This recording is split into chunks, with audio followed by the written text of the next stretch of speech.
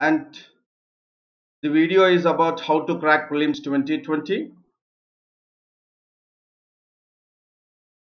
And prior to that, you have a notification, that is to crack UPSC CSE with India's largest learning platform, that is Unacademy Subscription.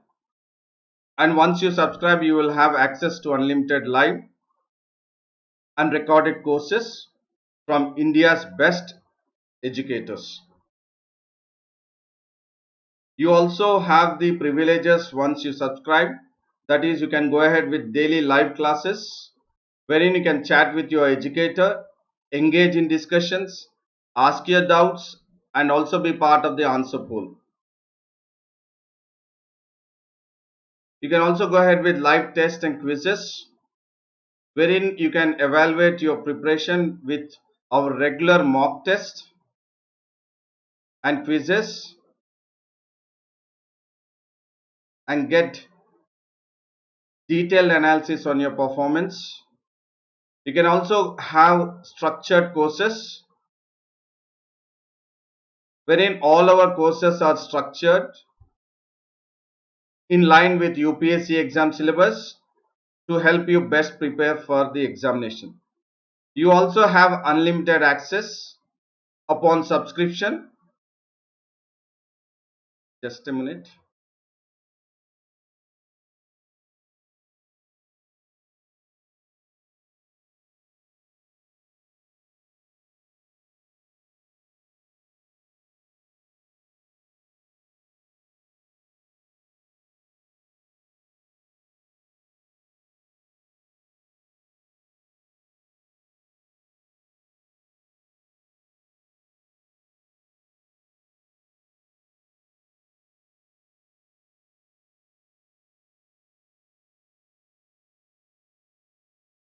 Sorry for the interruption. Upon subscription, you can go ahead with unlimited access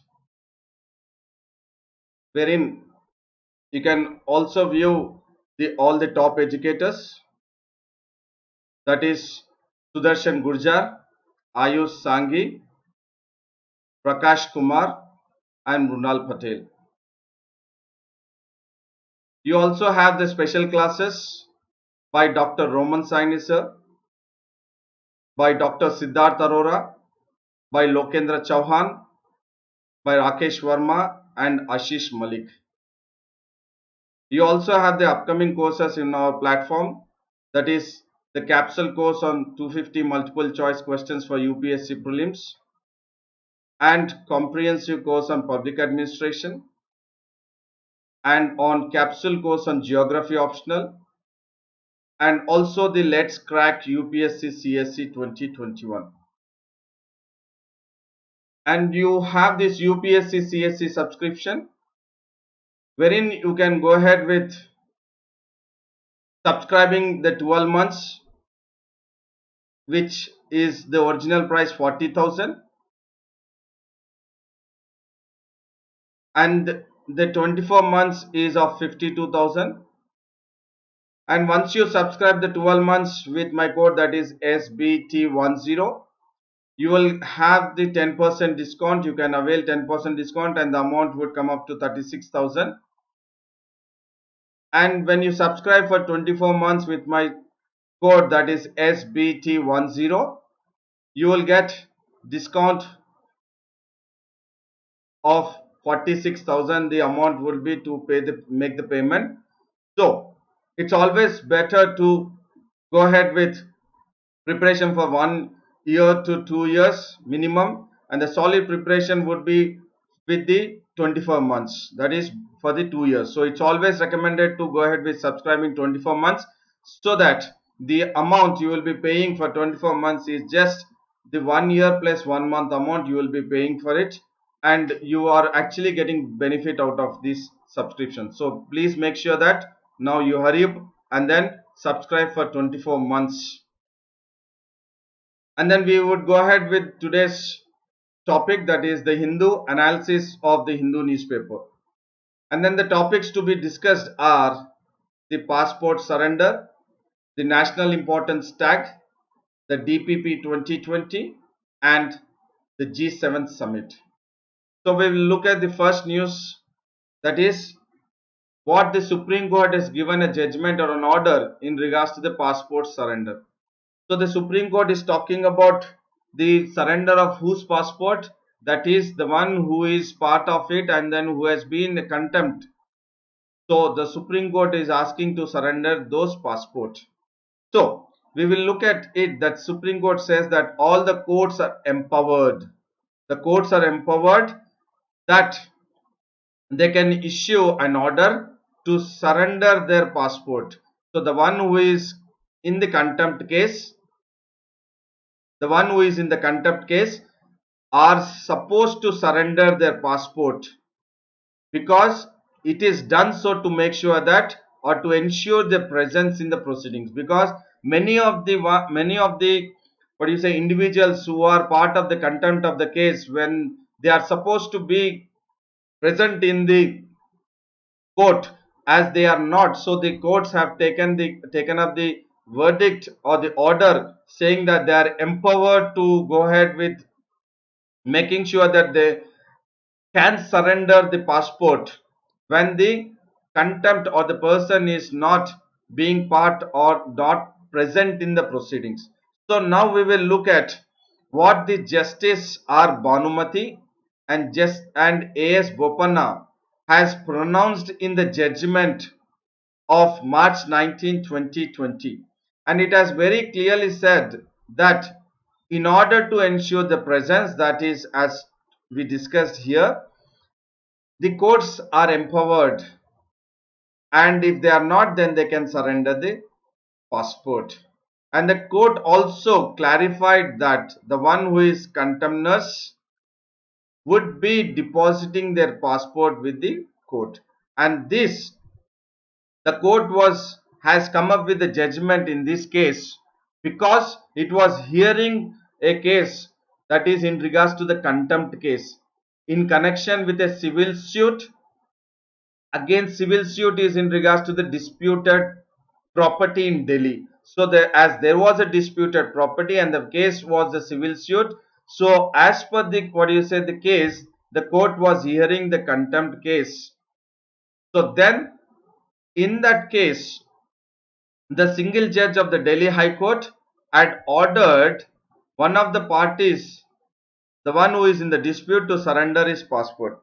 But a division bench, as we are talking about the Delhi High Court, the single judge has ordered for the surrender of the passport, but the division bench of the court has set aside. That means it has said that whatever the judgment has given by the single judge bench or order, it has set aside that order, and in August 1st, 2018, it has held that there is no need to detain the passport, and whatever the order by the single judge bench, it has been returned, or it has set aside. So division bench has said that nothing, there is no need to go ahead with detaining the passport, but as the single judge has said that it has ordered for the dispute, the parties in the dispute to surrender their judge.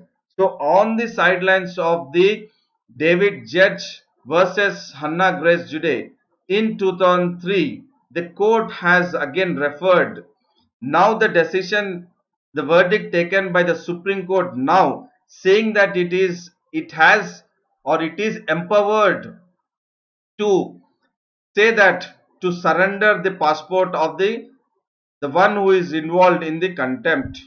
So the court has taken into consideration the 2003 decision.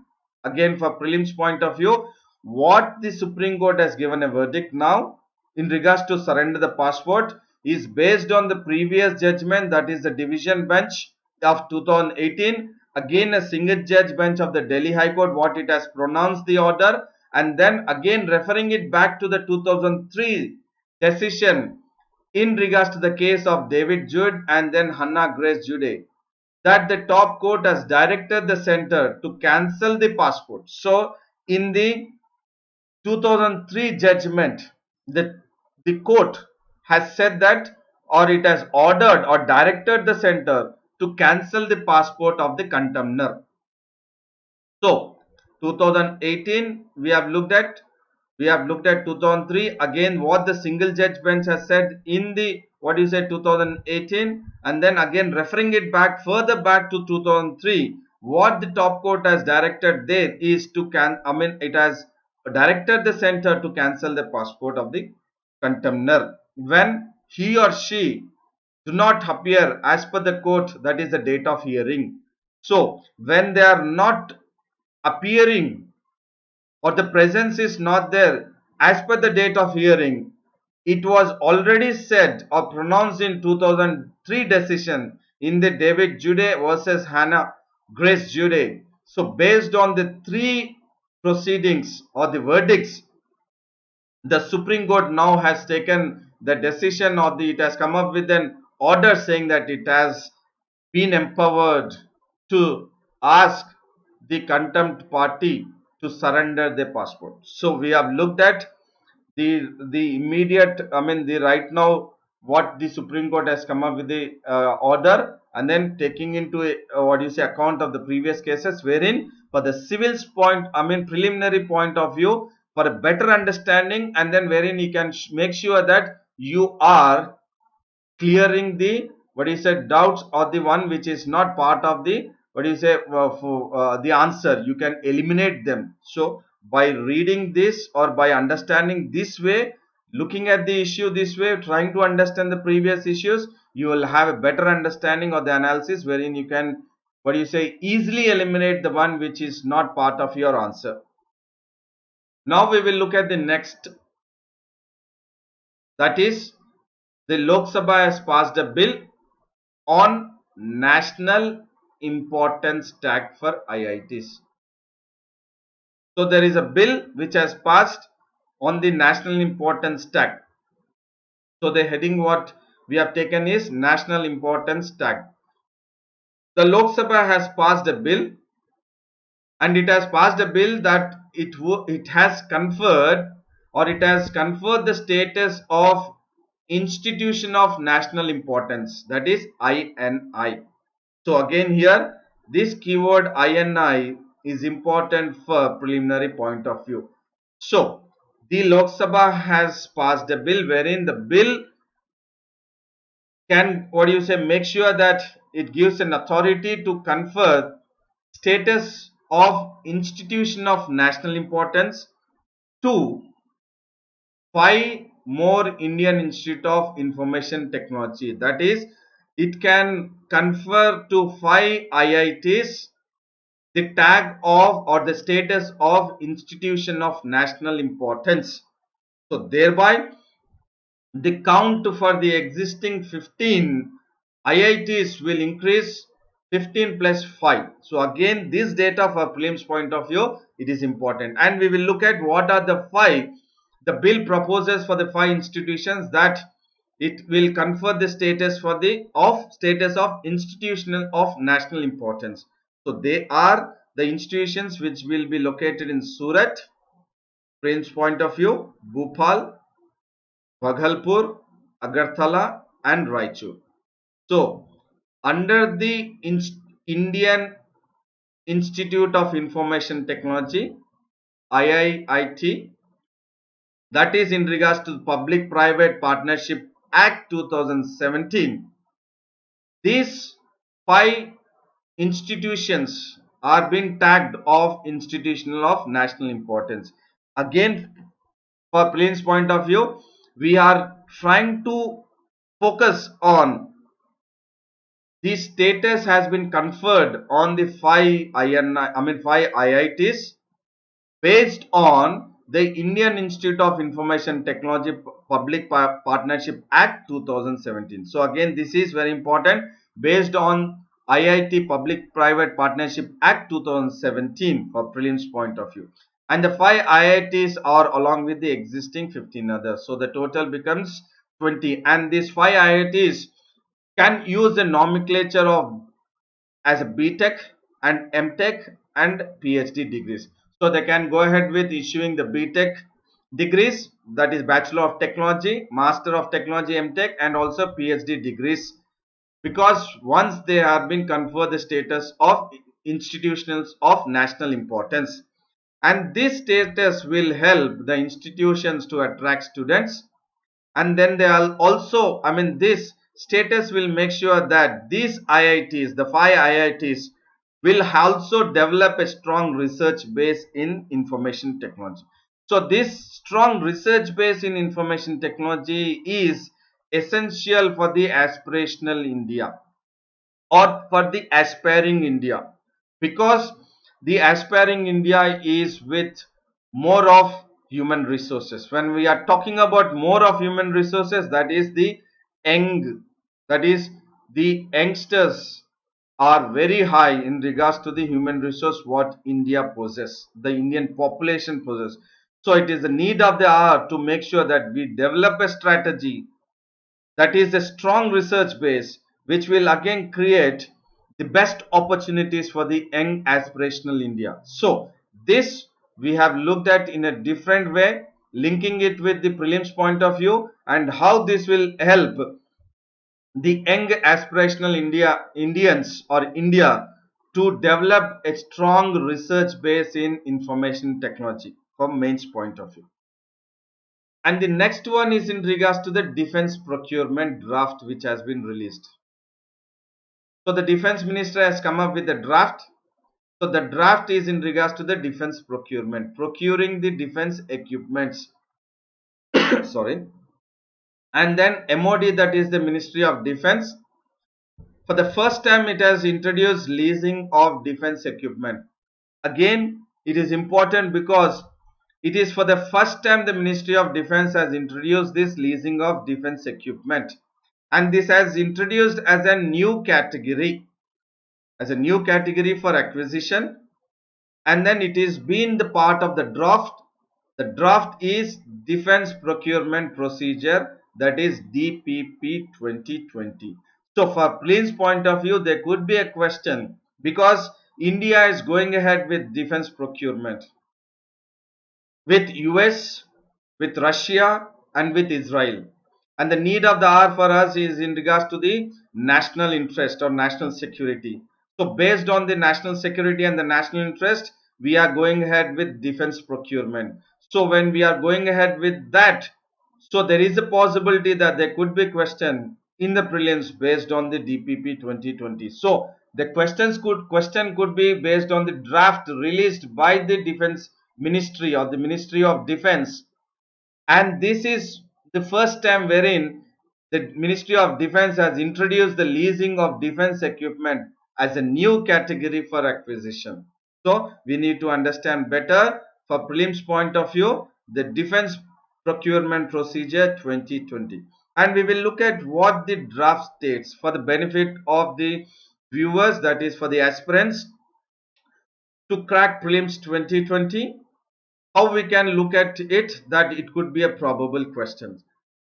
The DPP 2020 will come into effect from April 1st, 2020, which could be again your question. And then it supersedes the previous one, that is the Defense Procurement Procedure 2016. So DPP 2016 will supersede, or it will be superseded by DPP 2020. Again, Prince point of view, if one of these statement is Defense Procurement Procedure 2020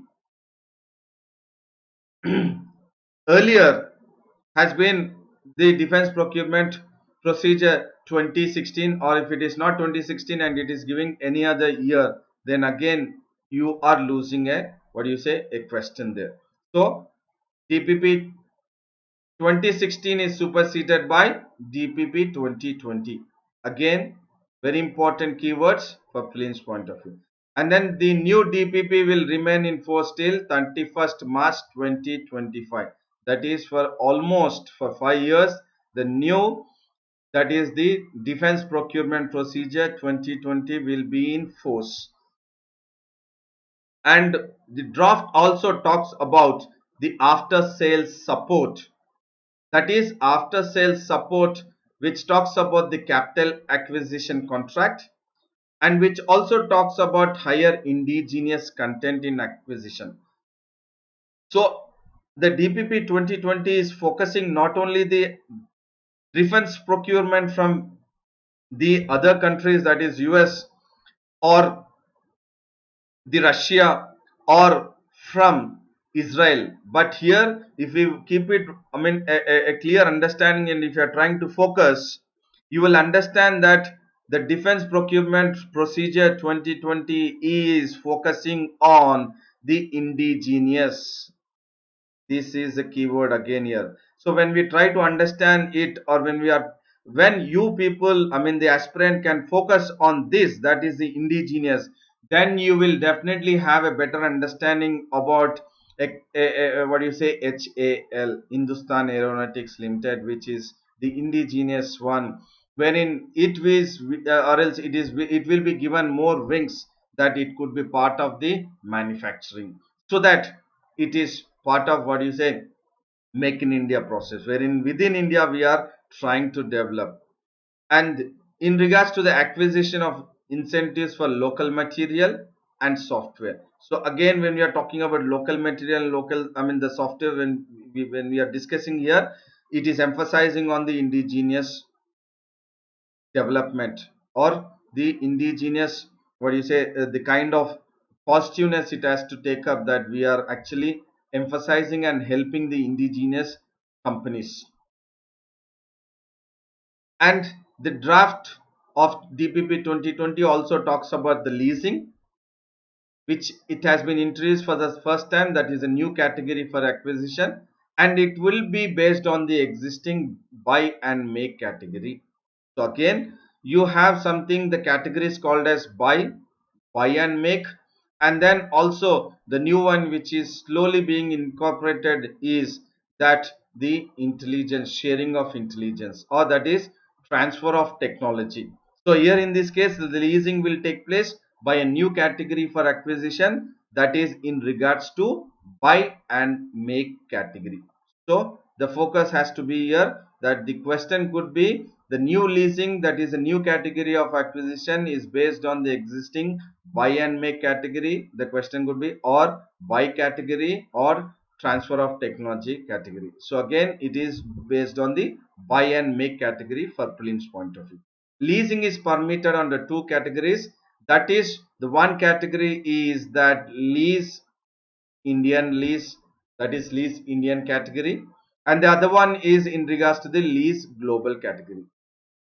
I hope you are all understanding that the way I am taking up the topics, especially focusing on the prelims point of view, because we need to understand a new category, and then again leasing, when we are talking about the new category, what two new category has been the part of the draft DPP 2020. So emphasizing on that, so that we are not missing even a single question if it is part of the DPP 2020. So that is why we are focusing or emphasizing, I am focusing and emphasizing on the two category, that is lease Indian and lease global. So we will look at what lease Indian is category, wherein the lessor is an Indian entity and the owner of the asset, and lease global, wherein here in this the lessor is a global entity. So when it is lease India, the lessor is Indian entity, and then when it is in regards to lease global, the lessor is global entity. And then the drops also talks about increasing the indigenous content, as I made a point that it is trying to focus or support the indigenous companies. As I said, HAL in the, what do you say, recently now when I was talking about it, and then that is because to make sure that the various categories of procurement would be about 10%. So why this procurement would be about 10% by the indigenous content? So that to support the make in India. And this could be important because the government of the day is focusing on make in India. So wherein again UPSC might focus on the DPP 2020 draft, and a simple and realistic methodology can be incorporated to make sure that the indigenous content, or supporting or increasing the indigenous content. And then there is also another point talking about assurance of procurement for single vendor basis. And then this is a new point. This also talks about whenever there is a procurement, there is an assurance on a single window basis also. And there is a scope and options for product which support have been widened to include contemporary concepts like performance based logistics and life cycle. So here there is scope and options based on the contemporary concepts. So what are the contemporary concepts here? That is performance based logistics and the life cycle. So the draft of DPP 2020 which we have discussed, please understand or revise again later on, which could be part of your prelims, which could be very useful, wherein again you are, what do you say, adding to your kitty one question. And there is one news which talks about international, wherein the US President Donald Trump to host G7 summit or meet, but not at any place but through video conference. So again, we can just correlate it with our Indian Prime Minister Narendra Modi, wherein he has gone ahead with a video conferencing for the need of the hour for the SAARC nations to come together to counter the coronavirus pandemic COVID-19. So the same kind of video conferencing is taken into consideration by the President of US, that is Donald Trump, to host G7 meet. So he doesn't want to go ahead. I mean, he wants to go ahead with scrapping actually, which would be that there would be an event which would take place for the G7 summit, which was actually scheduled to take place, the summit to take place at David Camp David near Washington, but due to the COVID-19 crisis, it is been cancelled, but rather it will hold the event by video conference. And then we also know that for prelims point of view, it is important that we will look at the G7 summit, the countries which are part of it, and then a little bit about G7, because on the sidelines of this, as one of the international event or current affairs, the question could come up, because the focusing on the outbreak of coronavirus. And United States heads the group of the 7 wealthy democracies in 2020. And then it was supposed to host the G7 summit, that is in the year 2020, but because of the coronavirus COVID, it has gone for video conferencing. And we'll look at which are the countries of G7, that is Britain for prelims point of view, Canada, France, Germany, Italy, Japan, and United States. And we all know that all these G7 countries are facing or experiencing the crisis mode. Why? Because of the COVID-19 or spread of virus. And they equally want to try to halt, or they are under halting the financial panic. As the economy is, what do you say, drifting, there is a dent to the economy, and these G7 countries are the wealthy democracies. But even the wealthy democracies are not, what do you say, escaped through this pandemic COVID-19. But these countries are trying to halt the financial panic. What is taking place across the global market equities, and then it doesn't want to see its economies shift into recession, and then want to, what do you say, halt or put a break to the financial panic. And then it doesn't want these countries, or else even the world the other countries, the world economy itself, to shift into the recession. And we will look at, for the benefit of prelims 2020, we will have information about G7. And this G7 is group of 7 which are industrialist nations, as we said that they are the wealthy nation. And then it actually started with G7, but later on it ended with G8. And G8 was there up till 2014, but Russia was excluded because Russia has gone ahead with annexation of Crimea from Ukraine. So when annexation of Crimea from Ukraine by Russia, or else Crimea being part of Russian Federation in 2014, so there was, what do you say, the all the G7 countries, they thought that we have to exclude Russia, and Russia was excluded then. And again from G8, now we have the G7 countries.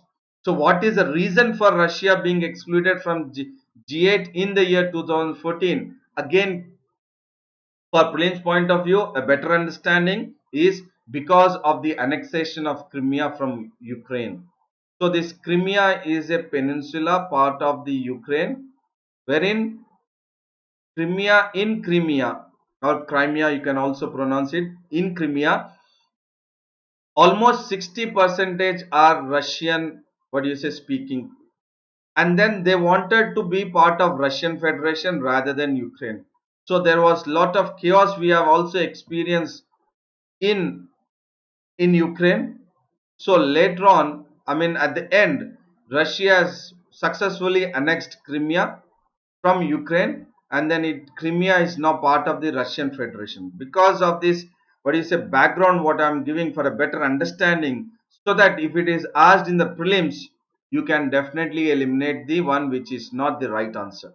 And then we have the France, Italy, Japan, the United Kingdom, United States, and West Germany, which had formed earlier the group of six countries in 1975. So initially it started with G6, later on with G7, again G8, again now G7, because of the exclusion of Russia, because of the annexation of Crimea from Ukraine.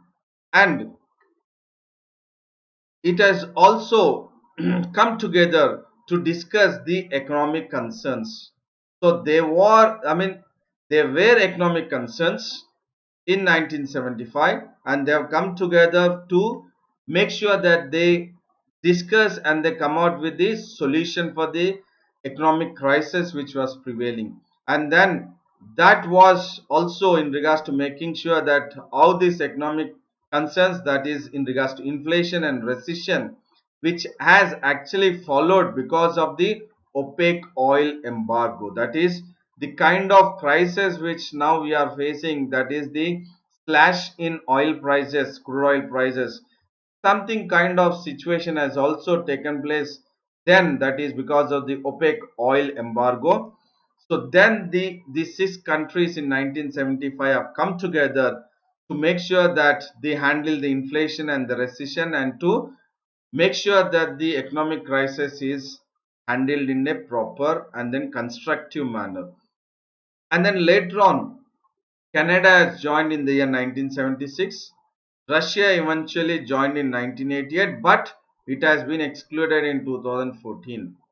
And its inclusion was meant to be a signal of cooperation between East and West after Soviet Union's collapse in 1991. So we have to look at this little bit in regards to prelims and also analytical, because there is a possibility that he would ask a question on G7 focusing on, what do you say, Russia. So you could have the statement 1, 2, 3, 4, which could be again based on, or else, what do you say, on the sidelines of the G7 summit, is asking about or is focusing about Russia, which when it has been included and when it has been actually excluded. And it was joined, it has joined in 1998 because it is as a signal of cooperation. That is, as we know that the collapse of Soviet Union in 1999, after that there was East and West Soviet Union, and then to make sure that there is a cooperation between East and West, the Russia has joined in the G7. So this is an in-depth understanding what I'm trying to give to you, that you will be benefited trying to look at it in a different way, and then you are well equipped for the prelims point of view if it is a question given in regards to G7. And I hope this analysis of Hindu newspaper, today's analysis of Hindu newspaper, was informative, knowledgeable, and you are well equipped by with this video to have a, what do you say, better marks in the prelims 2020. So I request you all to like the video, subscribe the video, and then hit the bell button. So when you're viewing or watching the YouTube, that is the YouTube Let's Crack UPSC CSE channel, you can also go ahead with subscribing the Let's Crack UPSC CSE channel by using my code SBT10, that is Sandeep Bhushan Thummala 10, and once you use this code you will get an additional discount of 10%, and then you could be part of the Unacademy subscription, wherein you can be benefited, and then you will have all the educators classes also. So hurry up and then subscribe the Unacademy subscription. Thank you. See you tomorrow at 8:30.